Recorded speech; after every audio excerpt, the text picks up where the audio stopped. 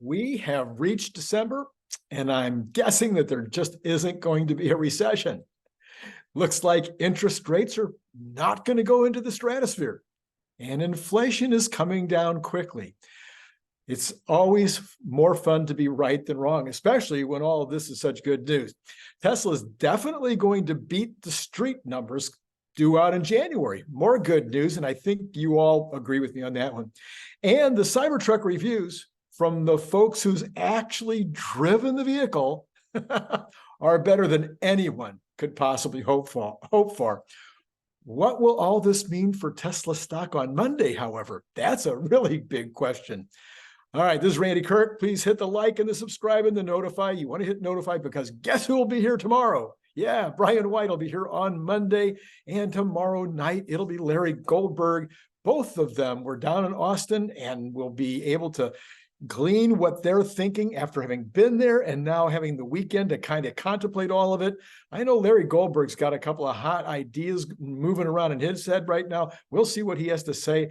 And anyway, so you need to hit notify. So all of that is going to be something that you get immediately. And then you want to join Patreon so you can get one of these for free for your own collection. I mean, come on, this is going to be it's going to be an important thing. You're going to want this in your collection to hand down to your kids later because they're going to be, wow, you were there at the time. Yeah, okay. Or your grandkids. I know it could be that. Anyway, but other than that, I want to just remind you again, Christmas is really getting close. We probably have about 5 days to go before if I start running out and I have to reorder, it might start to get a little, hairy there toward the end. So I've got another order coming. I can put another order in. And, if we start to see the numbers really big this week, you need to let me know. If you're going to buy these things, now is the time. One for, and by the way, the orders have been excellent all weekend. 1 for $25, 2 for $45, 3 for $65, and $20 if you're outside the country, and send the money to paypal.me / Randy Kirk, all in lowercase letters. And that information will all be down in the description. And then, of course, let me know stainless or camo as you place the order. All right. Let's see. I've been so busy. It's been hard to read all your comments recently, but I want to let you know they have been just outstanding. They've been excellent. Lots of very good stuff about the Cybertruck. It is probably going to be Wednesday before I'm really going to be able to do a special video that looks at all of that back and forth, because I got Brian for tomorrow and Tuesday. As you know, this week we'll have Bradford Ferguson on Wednesday night, and we've got we've got Jeff Lutz on Thursday night. Both of them co-hosting this week. I'm looking for somebody to co-host on Tuesday. If you know somebody that you think would be smart, I put out a couple of feelers, but so far I haven't heard back. All right.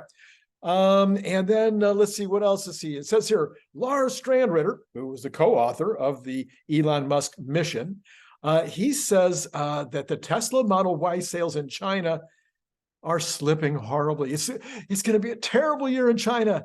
Oh yeah, no, it's the EV revolution is over. Oh, I'm sorry, that's not quite what he said. He says the sales are going to increase by 40% year over year, it appears, as of year end. That's about where that's going to turn out, and probably still retain the #1 position for all vehicles in all of China. There is one BYD, I don't remember the brand, it might be the Seal or something, the model, but anyway, there's one hybrid vehicle that might be giving Tesla Model Y a run for its money, but he says it looks like probably we're going to be looking at the Model Y winning on that with a 40% increase year over year. All right.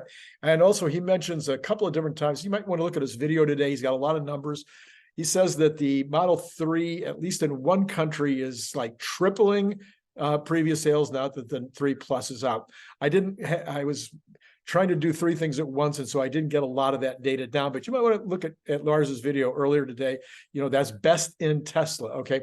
The Cybertruck launch video from Tesla, the one that they, from their launch, that's only got about 20 million views so far, but there's no interest. No, nobody's going to want this car. Marquez Brownie, I think by now, Brownlee, we now know who he is. I didn't really know that much about him until now, but the video that he did about the Cybertruck, 10 million views. 10 million views. Top Gear, Jason Camisa, his drag race video has gotten, his regular video has gotten 2 million views. His drag race video has gotten 2.9 million views. And Jason's follow-up video has 100,000 views, and his first drive, another 100,000. I'm just kind of surprised on those Jason videos. Those are really good videos. Those are the ones I would start with, actually. Anyway, so a lot of people are wondering, what will be the take rate from the Cybertruck reservation holders? Well, for his part, Wedbush analyst Dan Ives, we know who he is, said he estimates that the number of reservations is probably closer to 2 million. We've heard over 2 million from some places. He expects only 40 to 50% of them to follow through on their purchase. Only 40% of almost 2 million. Oh, that'd be 800,000. So we'd still be looking at 3 years at least before the existing reservation holders will be getting their vehicles, not to mention those who will be scrambling to get their orders in now and might have already been scrambling over the weekend to get those in. All right, so I also wanted to know that the Cybertruck will be a huge winner for Tesla in 2024 and 2025. I'm talking about even bottom line. I know Elon, set low bars and like, okay, it's going to take us 12 months to get the profits or to get free cash flow. I think it's pretty likely, based on what we're hearing now, that potentially the truck is already going through the production at 1 per minute or 60 per hour or 240 per day with one shift. I want to make sure I did that right. 480 per day with just one shift. If that's true, and Sandy Monroe is the one who said it was true, we could be looking at $1 a share this year. Okay, this year, yeah. Because if it's already at those levels, we could be passing those levels later this year. Anyway, second shift could be added, etc. I did all that in detail earlier today. If you haven't seen that video yet, you definitely want to see it. I will put up a card later on that. But we are looking at probably $1 a share this year and probably $8 a share next year is what I'm thinking. $8 billion a year, 8 billion next year. $2 to $3 a share next year. All right, probably $2.50 a share next year just for the Cybertruck.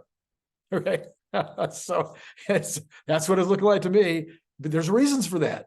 Remember, it costs a lot more, and remember, it's going to have much better margins than the Model Y and the Model 3. So you don't need as many to make a lot of money. That's what some people are getting confused about, who are talking about it being, not going to be incrementally important to the Tesla story. You can't make this stuff up. I just don't know what to tell you. All right, what's happening next week? Financially, the markets, etc. What's going to happen? We've got factory orders coming in on Monday, although I won't be able to report them until Monday night when Larry's on. That's going to be a great show. Do not miss, Doyle, don't miss any of my shows. Anyway, but last month, factory orders were up 2.8, and the street, the economists, the people they poll are saying that they expect factory orders to be down 3.5%. That would be, I guess, good news to the Fed, but will the market think that's good news? I wonder how the market will take it if it really is down 3.5%. I'm not sure why they think factory orders will be down that much. I'm assuming this is seasonally adjusted. Anyway, not sure. We'll see what happens on Monday. Then on Tuesday, we've got the S&P Services Purchasing Managers Index, and we've got the ISM Services Index. The Purchasing Managers Index is, they're saying, going to be flat at 50.8, which is slightly above what, good. Average would be 50. And then later in the day, we're going to have that IM services report. They're expecting that to go up a little bit from 51.8 to 52.5. Job openings. This is a big one. The Fed cares about this. They're looking at it carefully. Well, the street thinks it's only going to drop from 9.6 to 9.4 million job openings. And there's only 3 million. I forget what it is now, what the number is. People looking for jobs, and you got 9 million job openings. I mean, serious people, actually really serious people looking for jobs, it's probably closer to 1 million something. So yeah, it's still huge. Lots and lots of job openings. If this is true, we'll see what happens on Wednesday when that report comes out.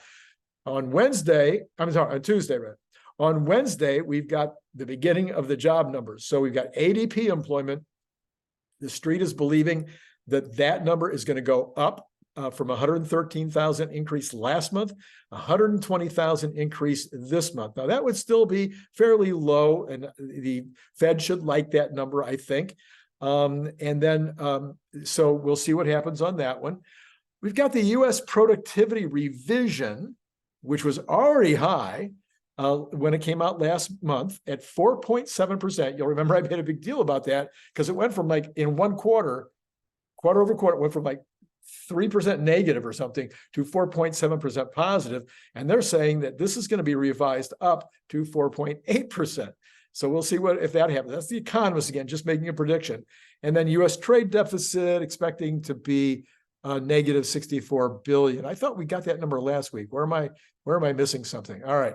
Thursday, we've got initial jobless claims. They're saying that's going to eke up a little bit from 218,000 to 224. What I've noticed with this initial jobless claims thing every week is that you really have to pay attention to the adjustments. So, and the same thing too with the job reports. So we'll see what happens on the adjustments on this one. But again, at 224,000, I think that'll be okay with the Fed. I'm sure the street should actually like it because that's still pretty strong. Only having 224,000 initial jobless claims. We also have to look at the people that have been out of work for a while. That's another number. I don't know why they don't include this in the list that I use for these purposes. Wholesale inventories are expected to drop 0.2%. And you got manufacturing. They're saying manufacturing will drop, even though wholesale inventories are going to drop. Typically, when you have wholesale inventories dropping, then you would have manufacturing starting to pick up. I don't know. We'll see what happens as the real news comes out. Consumer credit expected to be up another 8 billion. Last month, it was up 9.1 billion. Now we get into Friday. We got to wait all week for these numbers. Well, first you got consumer sentiment. Preliminary numbers on consumer sentiment index going from 60. They think it's going to go from 61.3 to 62.3. Not a huge a bump, but that would be good if the consumers are feeling good about next year. Okay, then here's the big ones. The U.S. employment report was 150,000 last month. Remember, it was a very low, very low number. They're expecting this month for the jump to be 190,000 new jobs, which will be more in line with kind of how things have been going this year. And that would be a pretty strong number. Make the Biden administration happy, I suppose. Might make the stock market happy, kind of like the ADP report. It's a number that I think will be in line, and I don't think the stock would take a hit. Stock market would take a hit if that is the number. U.S. employment rate, they're saying it'll remain the same at 3.9. They're showing hourly wages going up. Last month it was 0.2%, and this month they're saying it'll be 0.3. Now that would be high. That would not be a good number for the Fed. They'd like to see it stay right at that 0.2, maybe even 0.25. But if it goes to 0.3 again, that's a number I think the Fed would scratch their head a little bit and wonder, okay, what is this? Are we going to start to see wages having more of a problem? And then hourly wages year over year, last month it was showing 4.1 for the whole year over year, and 3.9 is what's expected this time. I think that number will be okay, but the 0.3% on a 1 month basis could be a problem because that would be back up to 3.6% going forward. That's too high. Fed would not like that number. All right, then we have this from Ryan Detrick at Ryan Detrick on X. He says last month was the 18th best monthly return for the S&P 500 since 1950.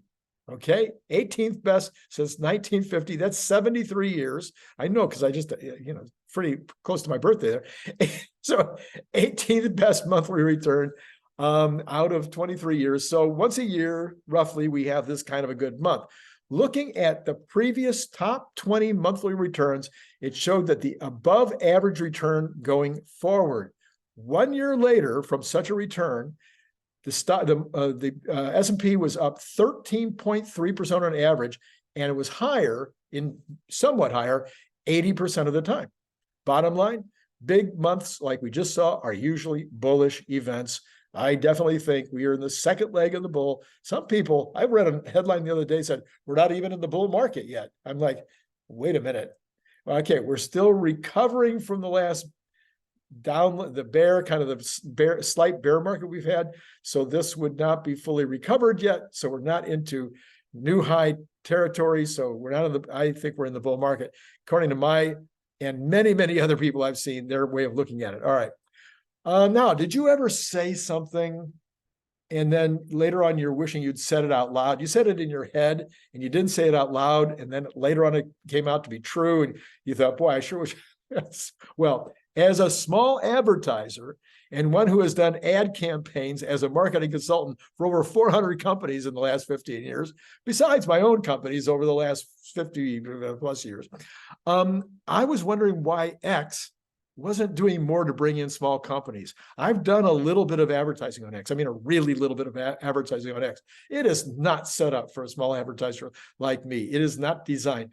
Facebook is, Instagram is, some of these other social media,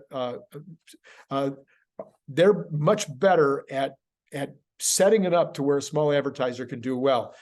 And then cable, when cable first came out, 35, 40 years ago, cable, that's where they went. They went to the small and middle-sized companies, because then you don't have all your money tied up in major accounts where one account can really throw off your years. When I owned my large manufacturing company, we said that we turned down business from Target one year because we didn't want any of our customers be over 10% of our sales. And I told my partner, I said, when you go see Target this year, you tell them, well, I'm telling you, Terry, you need to find me more business generally if you want Target to buy more in the next year, because I don't want them to be over 10%. So I think this is a very wise way to run your business. I think they're really smart to go after these smaller and mid-sized companies.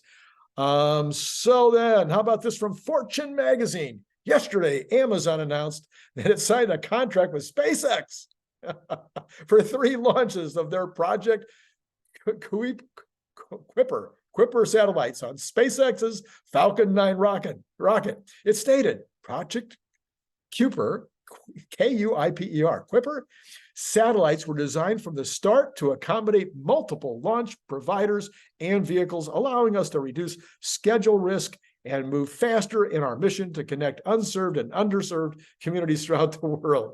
So that's pretty cool. Is that Jeff is having to use Elon. Okay, let's see where the markets are now. Take a quick look here. All right, let's see here. Let's start with the pre-market. The pre-market says here that the Dow is down 28 or 0.08%.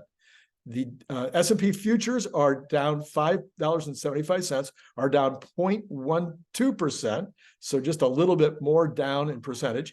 And the NASDAQ futures down 43%, $43, which is down 0.27%. Once again, we're seeing this rotation.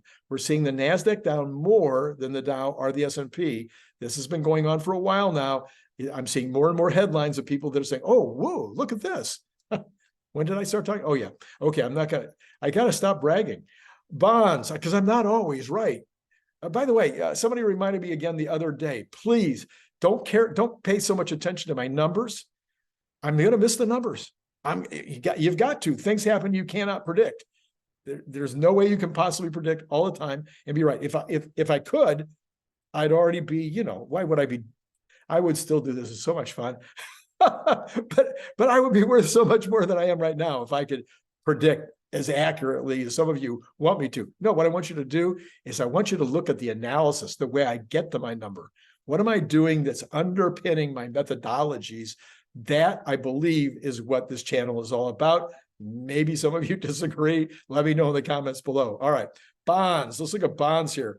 We have got the 10-year down another 1.5 basis points, sitting at let's call it 4.24 for all intents and purposes. Remember that I said a couple of days ago, this is important to remember, I have been aiming for 4.25 as a place where I thought there would be a waiting point. But I went later and I looked at the technicals, and there is nothing in the way of the bonds, the yields going all the way back to 3.25 to 3.0. There's no technical stopping point. All right. So there may be other kinds of technical things that I don't even pay attention to. I'm just talking about in terms of where on the ups and downs, there's been, a hesitation before. Nothing, absolutely nothing. So it could drop all next week. I don't think it will. I think this is right about where it should be right now, given the current inflation and given the current information that we know from the Fed and everybody else. I think this is just about right. Now, it could go lower, and Gary Black and others are thinking it's going to go down to 4.20. I'm sorry, they could go 4.0. Yeah, I'm thinking 4.25 is where I think it was going to be, but it's already under that at this point quite a bit. All right, and then let's look in and see on the 2-month. It is up this morning, continuing. It's not up as much though. Wait a minute. What am I looking at here? I think there's something wrong with these numbers. I'm not going to report these because it looks like for some reason this is different than what I was just seeing. Okay, no, okay. All right. So the 2-month is up almost 1 basis point. So that is shrinking the inversion just a little bit. And the 2-year is up, but the 2-year is up 2 basis points, which is widening. Now it had been dropping, and this is widening that in inversion again. So that's all very strange. Okay, which we've been talking about how strange all of that is. Let's look at the rest here. We have got, I know crypto was up strongly here. It's up over 40,000, 40,147. So for those of you who are invested in that, I'm sorry, the Bitcoin is up at 40,159. I'm sure you're happy today. If you happen to be investing in gold, you're also going to be happy. It is now at 2,117, up $28 here in the pre-market. The US dollar is, the dollar is definitely going to fall in that circumstance. And that's part of the reason why you're seeing the gold up so strongly. I did read one article that says gold is generally up year end. Interesting. I didn't know that before. And then oil is up 63 cents, but that's only putting it at $74.70. So that's solid place to be. And Larry Goldberg wants us to follow copper. It is down 0.32%, so 1/3% as we close out today. All right, so tomorrow morning, remember, will be for our normal after the bell. We'll find out what's happening in Tesla stock. What do I think is going to happen in Tesla stock tomorrow? Well, let's see. The market is slightly off in the pre-market, but we got a lot of time. There's a profit taking from last month is going to affect the overall market because it was a phenomenal month, as we just said. So we can anticipate that the market could be seeing a little bit of profit taking. Tesla did not have very much FOMO going into the event, and the reviews have been really, really solid. If I thought that the short-term marketplace had any kind of serious ability to make smart decisions in the near term and the short term, I would say Tesla has to be up tomorrow and up strongly. But I don't think it will necessarily happen quickly. It might take a couple of days before people start to realize what a revolutionary truck this is, and people start handing off those videos and start seeing how universally the ones who have actually driven it, tested it, paid attention to the 50 or 60 mind-boggling new things that the truck does or has. I think there's going to be a point at which the market is going to get it and see, like I just said, that we're looking at maybe $1 this year and maybe $2.50 next year per share just from the Cybertruck. So we'll see what happens in the morning. I think it'll be up. I think Tesla will be up no matter what. Most of the day, could get profit taking and go down. But I think overall, I think it should be going up over the next days. As I've said all along, I think we're going up. We're going to hit that 300 or so, maybe in the month of December, and then all-time high at the end of January. That's the one I'm counting on. That's the one I really believe is gonna. I think I'm serious about that one. Now, if we miss it, remember, pay attention to the analysis, not so much just the number. Final thoughts: hit subscribe, hit notify. Brian tomorrow at lunch, Larry in the afternoon. That's California time, and then buy your Cybertruck now. It's Christmas. You got to get these now if you want to be sure I'm going to have them in stock. and get them out to you in time for Christmas. I know it's only the 3rd, but this is the time, guys. I know you're like me. I know you put it off the last minute. Don't put it off the last minute. Do it right now. It's been great talking to you.